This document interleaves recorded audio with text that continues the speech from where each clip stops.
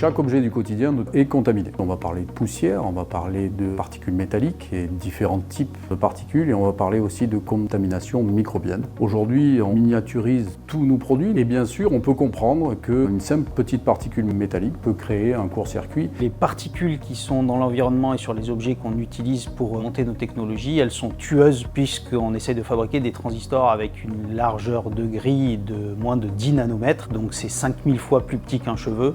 J'imagine une voiture autopilotée qui fait que la contamination ionique ou particulière fait que cette puce ne fonctionne plus. La voiture a un accident, c'est pas cool d'avoir des passagers qui sont blessés. Dans le domaine du médical, ça va être différent. On peut comprendre aussi qu'en termes d'une prothèse dentaire, puisse être un souci si elle est contaminée en termes de particules et en de microbes. Aucune personne ne voudrait avoir sur elle des contaminants extérieurs qui viendraient engendrer, on va dire, des complications médicales par la suite. Et l'ultra-propreté, que ce soit le contrôle pendant la fabrication, aussi bien que la qualité dans l'utilisation, tout ça joue ensemble un rôle commun de fiabilité des pièces et des solutions que l'on fournit. Ce qu'on entend parler aujourd'hui, typiquement l'ordinateur quantique, c'est quelque chose qui se passe au niveau de l'atome ou des composants de l'atome. Donc on voit que l'ultra-propreté arrive au niveau atomique maintenant. On va avancer, on va encore monter d'une marche l'escalier de l'ultra-propreté.